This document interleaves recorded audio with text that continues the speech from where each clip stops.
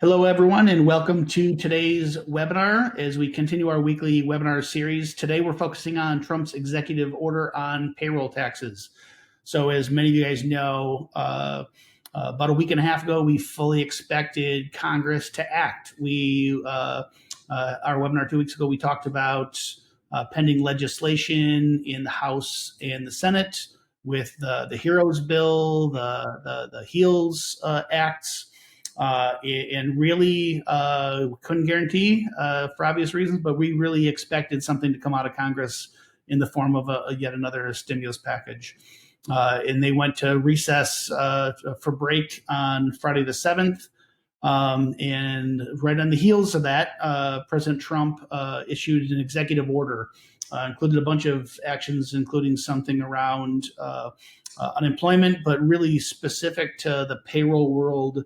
It included a deferral on employee federal payroll taxes. And so that was August 8th. And the rules take effect on September 1st. And there's lots of questions. And this is a really, really important topic. So I'm thrilled to have a couple experts joining me today. Lisa Carmen, who is Assure's VP of Compliance, Summer Pletty, who is the VP of Sales for Assure Payroll Tax Management. I think between the three of us, I won't say how many years, Lisa and Summer, we have in the payroll business, but suffice it to say that we have several decades between the three of us. One thing I do want to take note of, because we're going to reference it a lot. So Lisa, on Assure's behalf, is a member of the NPRC. That's the National Payroll Reporting Consortium, and you can see the logos. We're in good company. This is a nonpartisan organization, a lobbying group, and you can see the website there, where Assure, along with the other leaders in the payroll business, kind of pools together and then helps to give advice to Department of Labor, the IRS, the Treasury Department. So as Congress passes laws, like we had the CARES Act, we had the Families First Coronavirus Response Act, the FFCRA back in March. Actually, so Congress and the president passes laws, but then how you actually implement those laws, there's a lot of nuance, right? And so the NPRC acts as this body to kind of give advice and give counsel to these legislative bodies for how best to implement these laws. And so kind of having a seat at the table, if you will, giving our advice and giving our guidance, but also shoulder to shoulder with the other industry leaders, and then seeing how the NPRC interacts with the IRS specifically on today's topic. We regrettably, we don't have as many answers as we still have questions, but we do have a front row seat to the issues and to be able to share some of that with you. So welcome, Lisa, and welcome, Summer. We look forward to jumping in. Thanks, Mike. Okay. So Lisa, I'm going to ask you maybe help kick us off here. So I got a screenshot here from whitehouse.gov. It is the page that outlines the memorandum on deferring payroll tax obligations, right? Can you just take us through? So like at one level, this is actually super simple, right? This is actually not complex at 20,000 foot. It gets really complex when you get in the nuance to how to implement it. But just talk us through what this, I'm not going to say it's a law because it's not yet, but it's an executive order that needs clarification to become implemented. Correct. And yeah, Mike, I'd be happy to. And the key point here is it needs a lot of clarification. So I'll touch on these few things that we know and that were laid out in the memorandum. The order was signed on Friday the 8th, and this would allow for employees to defer the Social Security portion of FICA, or that 6.2%. It's exclusive of that Medicare withholding piece at 1.45%. So just the 6.2, and it does not allow for the employer's portion. So totally separate from any deferrals from the CARES Act. So if you're deferring under CARES Act, that's all still fine and good. This does not impact that, but totally separate. If you don't qualify under that, you still can't defer under this as an employer. So the conditions that apply are the time period. So between September 1st and December 31st. And, we're less than a couple of weeks away from September 1st. So timing is critical here, that we get some guidance and some direction on this. It's been 12 days since this came into place, and this is about 10, 11 days before taking effect, right? I mean, so yes. The clock's ticking. Yeah, so we keep hearing it's coming any day, it's coming any day. There was an IRS reporting group that met today, and once again, we're expecting it any day, but no official guidance. So we know the taxes can be deferred without penalty. There's no interest, no additional fees added to it, no additional taxes. And it is a deferral, as it is stated here. It's not relief of the tax, it's just deferral of. Available to employees whose biweekly pay is generally, and I use air quotes on that, less than $4,000 on a biweekly basis. So what does generally mean? And that's going to lead us into, some of these questions that we have.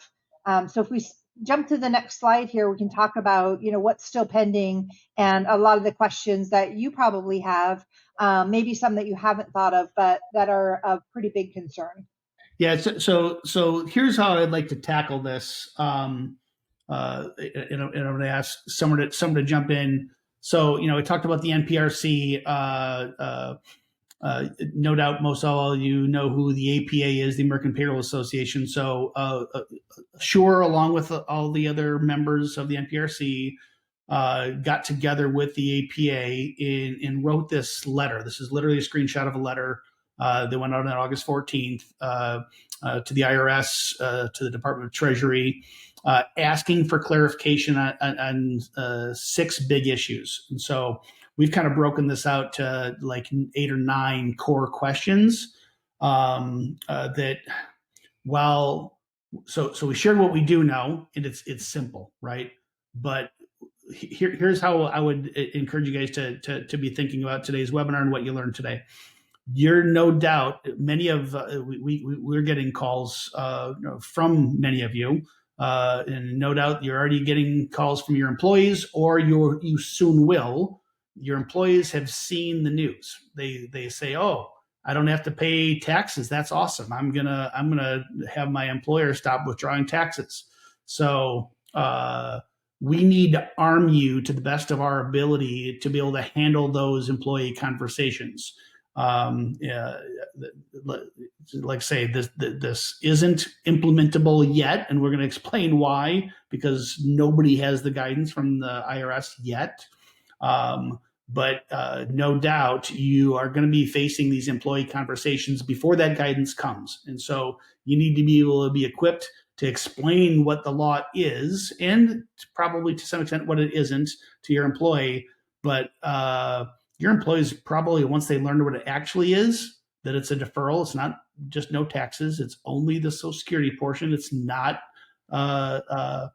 income tax. It's not state or federal income tax. It's not SUI. It's not the Medicaid. It's only that portion of Social Security. They might just choose to say no anyway, right? And not take the deferment and have a big tax bill later on. But in lieu of that, let's go ahead and dive in and jump into some of these bigger issues. So first biggie, Lisa, this one might not seem so obvious to everybody, but why is it that getting clarification on opt-in or opting out is so important? Well, it's pretty critical in that you wouldn't want to opt all of your employees in automatically. One, what a huge hit to the Social Security system and a reduction in, in taxes that are coming their way. But in addition to that, there's some liability here. You're going to want your employee to tell you if they want to opt in or not. And the reason for that is this is a deferral. You're not doing them a favor per se by deferring their taxes, because they might not want a big fat tax bill sometime next year, assuming that's when it's due, or anytime after that, for that matter. So critical that there is a process and some guidance on this to determine, do you have to have it in writing? is an electronic format acceptable? The NPRC and APA's recommendation that is electronic would be acceptable. Obviously, that's easier to manage. And, having conversations with Summer a little bit earlier on this, the paperwork mountain, I mean, this could be 100 million affected employees. Right. So, Yeah. So, Summer, in lieu of official IRS guidance, how would you be guiding small business owners who are if they are going to do this, what should they do? Yeah, well, that's an interesting conundrum to think of. If employees know that there's an option out there, they're going to want to learn about it. And for an employer to maybe not offer or not allow them to opt in is probably sticky, because then you have potentially angry employees. So it's probably a good idea to allow employees to opt in, maybe some sort of paperwork. I know we love paperwork, but a paper trail that informs them that it is a deferral, not a forgiveness, what it's all about, so that come April, if there's a huge tax bill, that they were at least informed in advance. What might be ideal, and what Lisa's told me the NPRC and APA are suggesting, is that if there is paperwork, that it is somehow able to be electronic in nature, so that we're not going back to the filing cabinets. Yeah. But we absolutely should have people opt in. I agree.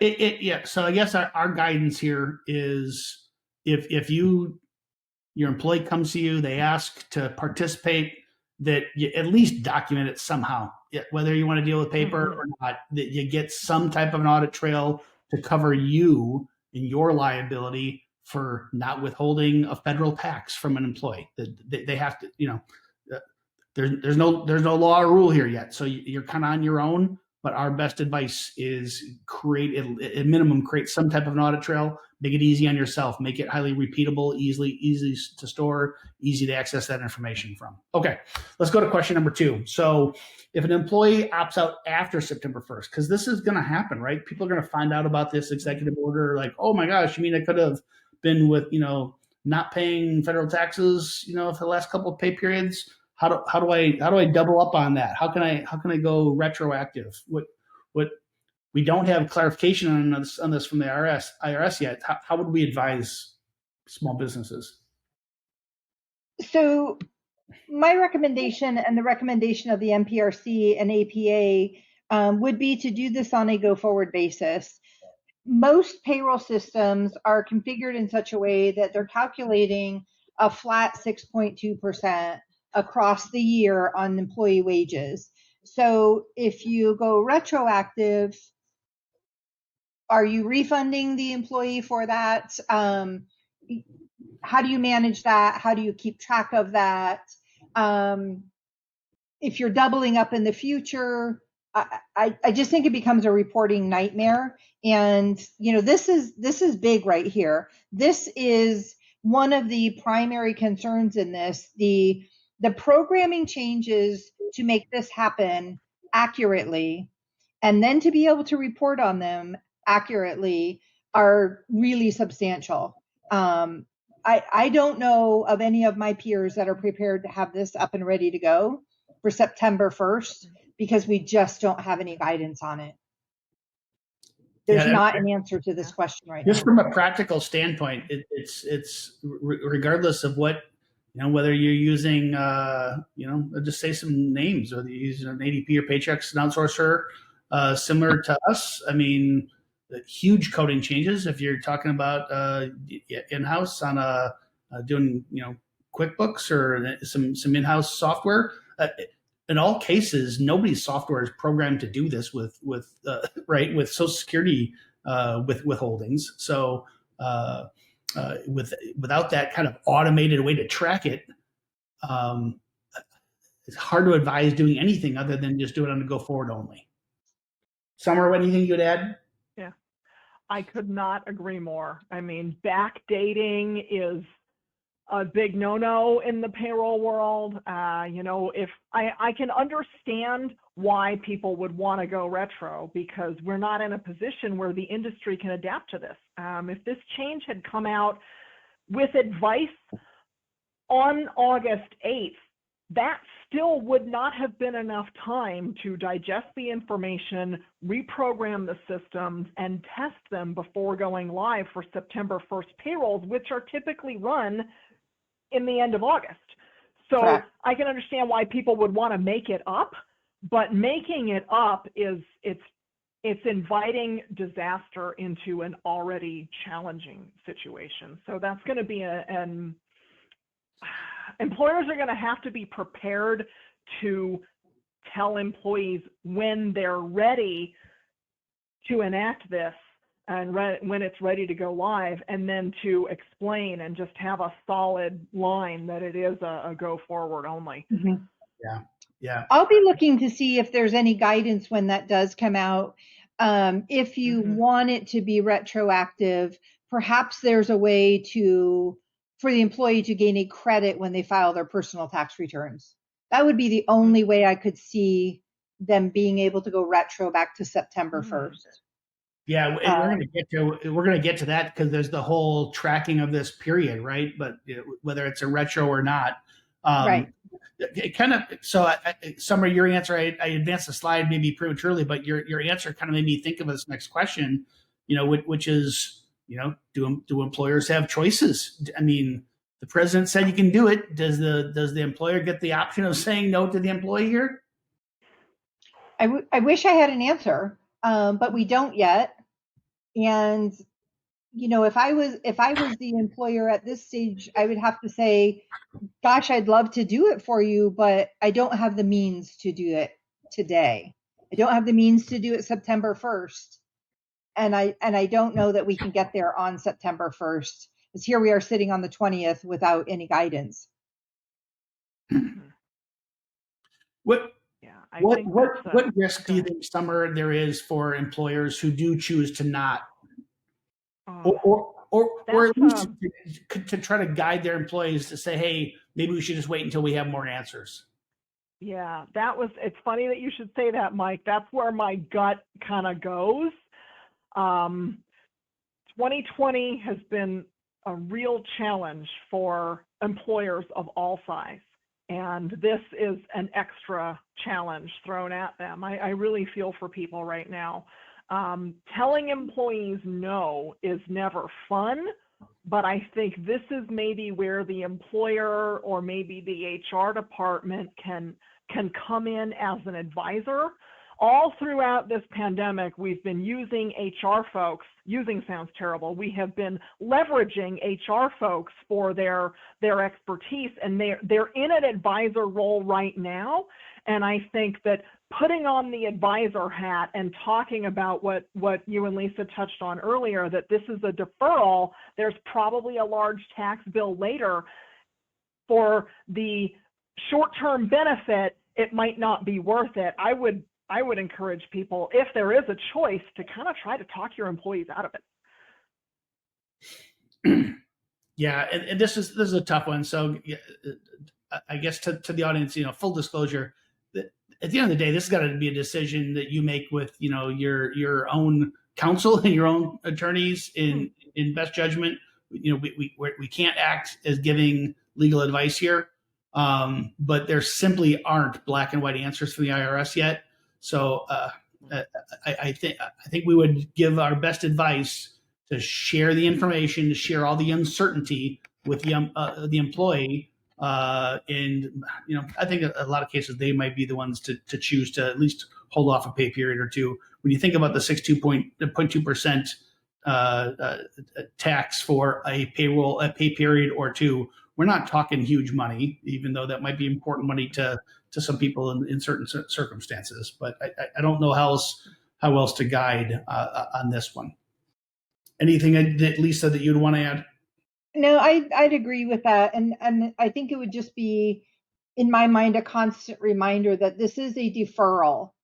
You're not being gifted these extra funds yet. We don't know. But right now, as it stands, it's a deferral, and you're going to get a tax bill for this.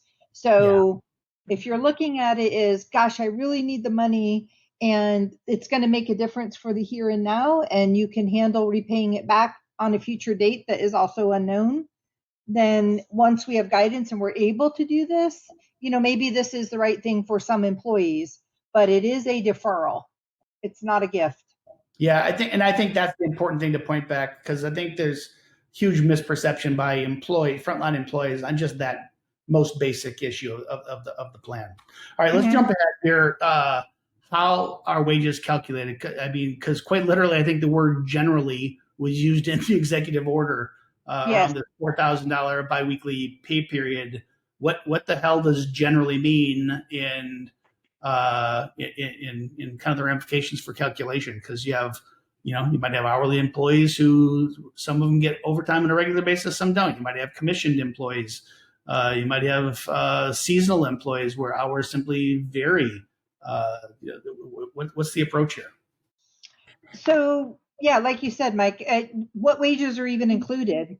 You mentioned commissions. What about tips? What about bonuses? Are we calculating it on a per payroll basis? Is there a look back period that we've got to take into consideration? Can we go retroactive? Do we want to? No, I probably don't want to go retro, but it's a possibility depending on what guidance we get. And is it a full deferral up to $4,000, or does it phase out? And then you also have to take into consideration the Social Security wage limit and understand where you are there. So we're going to have to look at that as part of the calculation. Have you already hit your wage limit for the year? So you might have already paid this in. Well, what if you did? Can you defer, the last few months of the year and get some kind of a credit back? Questions we don't have answers to. Yeah. So if push comes to shove, you've got an employee who's a regular 40-hour week, or they're salaried, their paycheck is the same every pay period. It makes this a little simpler. But for that employee who comes to you in their wages scenario might have variability in it, might change, just maybe one more reason to kind of put some concern in their mind. Summer, anything before I jump to the next one? Sure. Yeah, all that jumps to my mind is, when Lisa started talking about the folks who have already made the wage base limit, and maybe there's some sort of retro or credit, it's like, wow, that sounds so messy. And I don't even know that we're going to go in that direction. I hope not, because I don't know that those are the folks that are hurting the most. I'm going to hope for simplicity here. Look at Social Security subject wages, maybe look at the 2019 W-2 in order to see what the employee generally earns, and keep it simple for employers is really all I'm hoping for. Yeah, and I would say that's what the MPRC and APA are suggesting, that it would only apply per pay period, the $4,000 biweekly that they talked about, break it down weekly if that's your pay period. And evaluate those wages in isolation. So we're looking at this pay period. We're hoping that employers aren't going to be required to calculate average wages over a period of time. So we're hoping for simplicity, and it makes everybody's life easier, but that's not always what we get, right? So again, we're waiting to see. And maybe I should have said at the top. I mean, so we're not taking, Assure is not taking any position pro executive order or anti executive order. We're not political. We're not red. We're not blue. All we care about is helping businesses grow and staying compliant. Mm-hmm. And so we're just doing our best to try to give you the information so you can be well informed and having these conversations with your employees. Summer, I think you hit a really important point about who's most likely to be hurting and needing the money. If we could take any lesson from I think prior legislation that's happened in the response to the pandemic, it's been that the government seems to have erred on the side of simplicity to speed getting money in people's hands, right? From the $600 unemployment payments to PPP loans, EIDL loans that just kind of stroke checks up front and we'll figure it out later, The PPP forgiveness, the application forms continue to get easier and easier. So if you feel backed into a corner, you want to help an employee, we don't want you to feel scared to death about that. I would say it's more likely than not that it's not going to create some compliance nightmare for you. But we just want you to be eyes wide open on what the potential down the road issues are on reporting and risk. Yeah, that's spot on, Mike. I don't want anybody to think this is something that we don't want to do. Our primary intent here is to get all of the facts and the guidance together as quickly as we can and as quickly as it's released, so that we can provide a compliant option to all of our clients, all of our resellers, so that any employee that has an opportunity to benefit from this, we're able to facilitate that. Yeah, and you know what?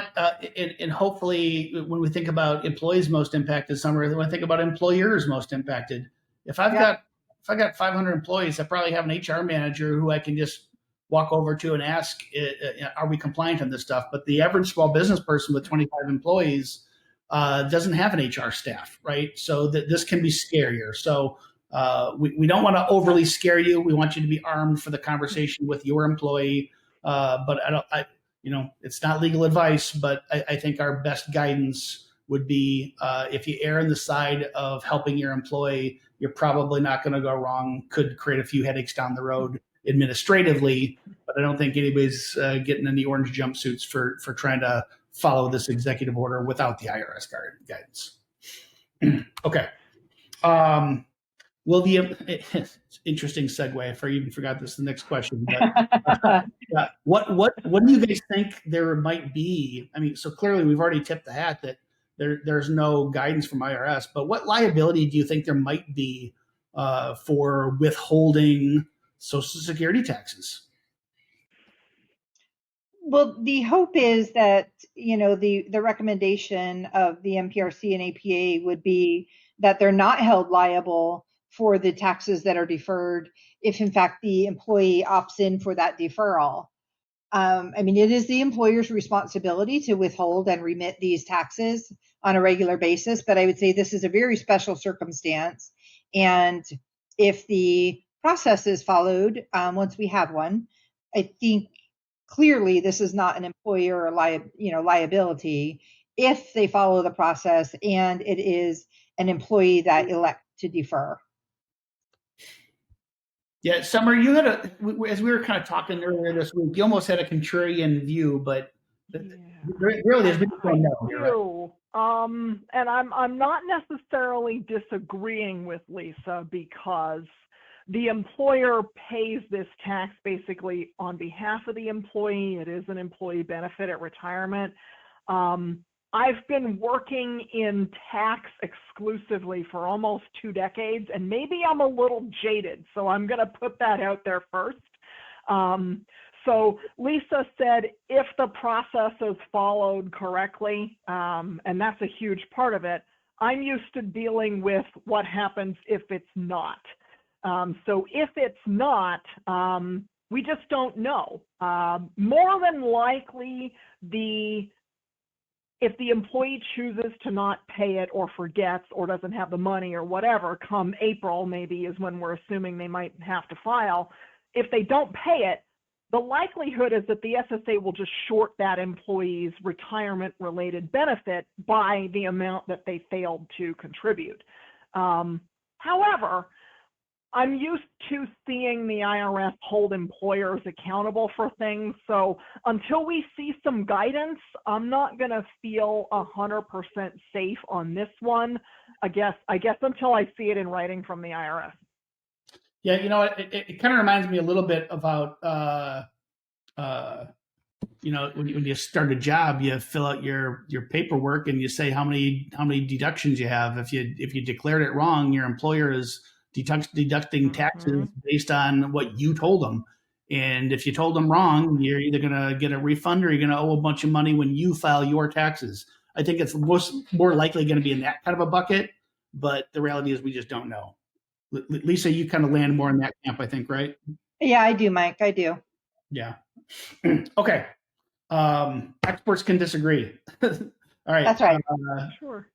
Next question. So, when will the repayment be required? We know that the period is September and all Q4, September 1 through the end of this year, that they may defer it.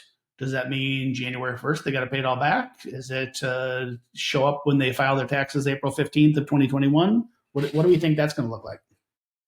Two really good options, Mike. I would think it's more likely that it would be when they file their personal tax return in April, or July if it gets extended again. You never know.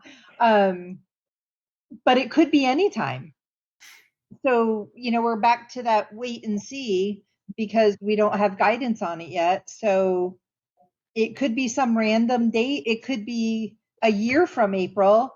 There some of the employer taxes could be deferred to 21. So maybe they get to pay them over a couple of years. I don't know. I mean, they could just go any direction with it. Yeah. This is just a giant unknown. It would seem to me that the mechanism would be similar to the example I gave about, you fill out your W-4 wrong and you claim the wrong number of deductions. Mm-hmm. It kind of washes out in the tax return. But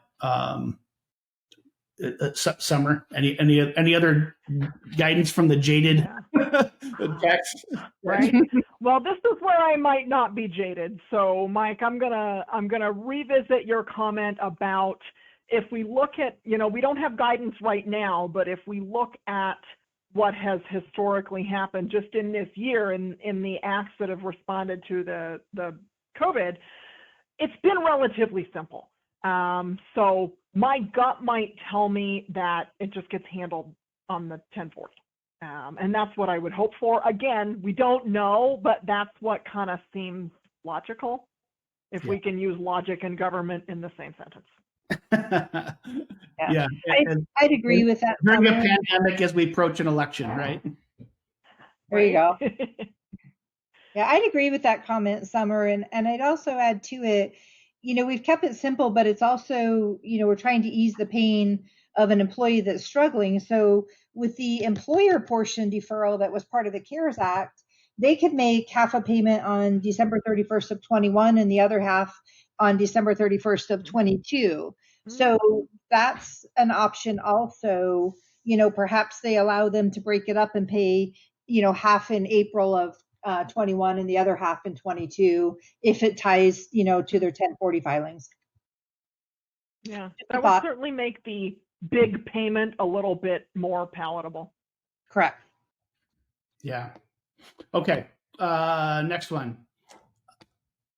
So talk about paying. What about reporting? There's some speculation, I guess, on this one too. Yeah. This is the pain point, right? We just reconfigured the 941. We'd prefer not to have to do that again. So, we're hoping for, minimized, reporting requirements and, maybe we report it on box 12 of the W-2 and be done with it there and not have to yet once again reconfigure the 941s and go through that whole production. That was a heavy lift, and it will be heavy again if we have to go there. So another big question that we just don't know. Yeah, because here, I mean, you think about the employee side, right? So they take their W-2 and file their taxes, and income doesn't match up to what they should have paid according to deductions. In this case, being off by Social Security, there, but you still have the employer side to properly and accurately report payroll and taxes, right? Mm-hmm. It's hard to conceive of another way. I don't know. I mean, it has to be reported because it's all got to tie back. The withholding's got to tie back, to what the employee is filing. So there's going to be a change somewhere. We just have to determine, where that's going to be. Yeah, right. Summer, anything to add before we go to our last question, question number 8? Yeah. I hear mutterings of another new 941. That's going to, like Lisa said, a heavy lift. I do like the idea of putting it on the W-2. It's going to be interesting to see how this unfolds. Yeah, You know, it will. Lordy. Regardless of which bill you liked or didn't like, it would have been better to have this as an act of Congress. It was a law, right? Okay. Yeah. All right. And their hearts are in the right place, but making it work, oh boy. Yeah, you know what? And I again, taking an apolitical stance. Everything as complex as it may be from a payroll tax standpoint for providers and for small business owners. It's just, I think intentions are always in the right place to help people out. So, Yeah. Totally. Summer, you hit this one up at the top of the conversation. So clearly, this is a deferral. This is not a tax holiday. This isn't, hey, I don't have to pay taxes. It's a deferral. But speak a little bit about the hubbub, and Lisa, we're talking earlier about interviews with Secretary Mnuchin about what may happen post-election, which God knows what's going to happen at the election. It's way too early to tell.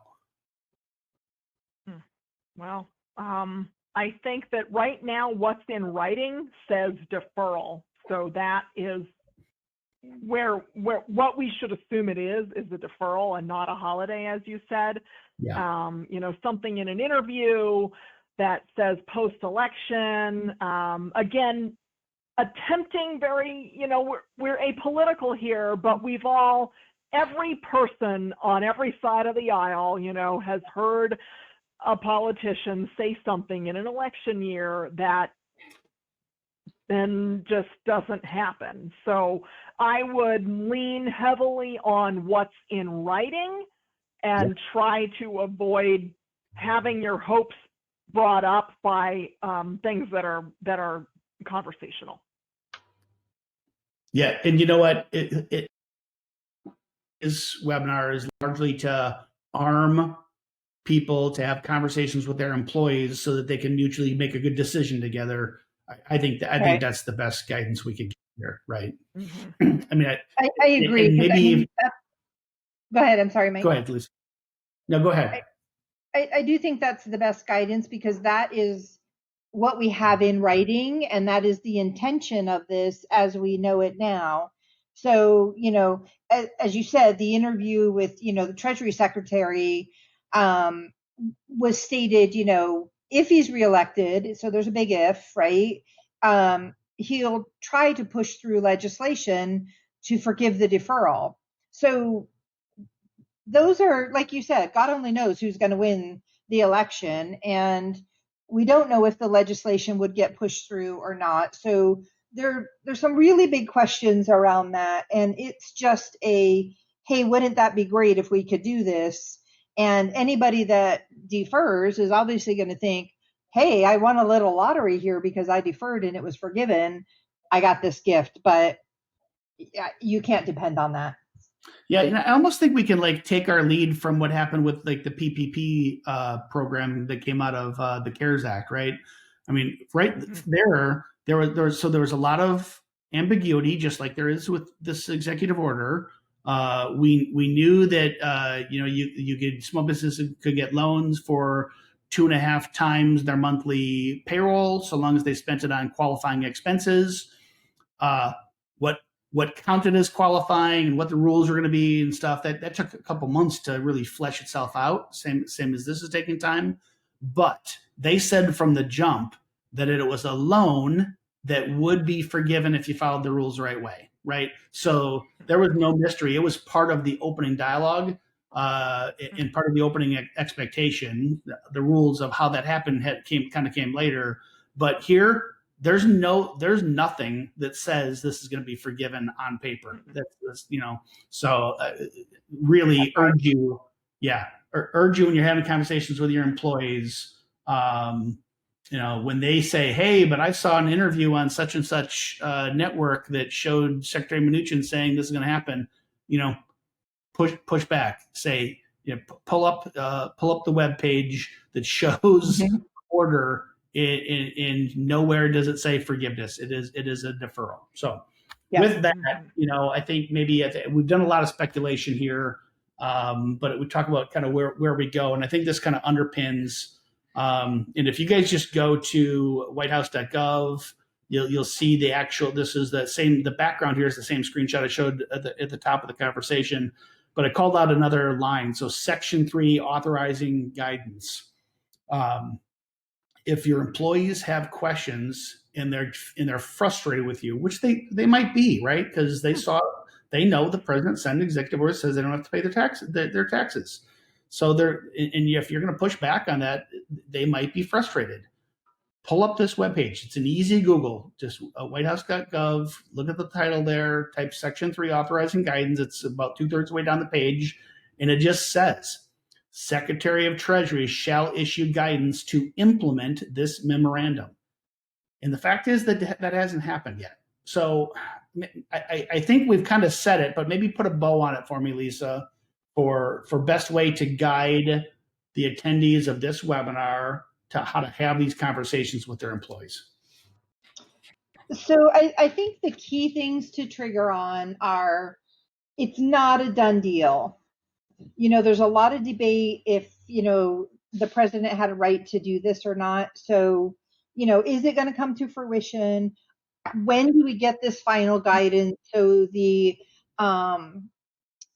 qualifying dates might come into play. This could get pushed back to October, which would, make a lot of sense to be a clean quarter. Anything could change when we get that guidance. So my recommendation is, you've got to wait and see until we have it in writing. We don't have enough as a shore to program for this and to automate this in any way, shape, or form. I know that my peers at other, payroll servicing organizations have the same information that I do, because we talk about it on a regular basis and we're sharing the same documentation. We're all reading, this same memo. So there's just not enough to take a stand on and do. It's like, you have to look at the facts, and the facts are just those few items that are called out in this memorandum, that there's going to be this deferral, and it's limited to $4,000 of wages every 2 weeks from September through December. But this right here on the screen, the secretary shall issue guidance to implement this. That reads to me that without guidance, there's no implementation. And as much as I'd like to get a jump on this and start programming it so we're ready to go on September 1st if it happens, I don't have anything to program to, so I could be spinning my wheels. And unless it's, spot on and it's compliant, and we're going to give you a good quality tool to make this happen, we can't do that until we have the guidance to do so. So yeah. I'm on the wait and see train. Yeah. So I think that it is what it is. 1 week ago, when we first published the invite to this webinar, we all assumed we'd have IRS guidance by now, and we don't. So we would have canceled this had we believed this wouldn't have added value. I think at the end of the day, the most important misunderstanding that we're hearing from customers is that employees think that this means they don't have to pay taxes. Once they realize that it is Social Security only, and it is a deferral, not forgiveness, those may be the only 2 data points you need to share with that employee. Then throw on top of the rest of the uncertainty around this stuff. They may choose not to even participate when all this is straightened out. So hopefully today was still value add, and you feel more informed and better armed for those conversations. No doubt, as soon as we get guidance, you'll get another invite. We'll have another webinar on the topic, and we'll share the guidance. So I really hope today was helpful. Lisa and Summer, I want to thank you both very much. Appreciate your insight in the many years we all have together in this industry. as much experience as we might have, these are still uncharted waters, and this has been a crazy year. So we'll keep everybody up to date for the best we can. And with that, the only thing I would add would be to say thank you. Assure is in the business of helping small businesses grow. And for banks, benefit brokers, and CPAs, those who provide payroll and HR services to your clients to help your businesses grow.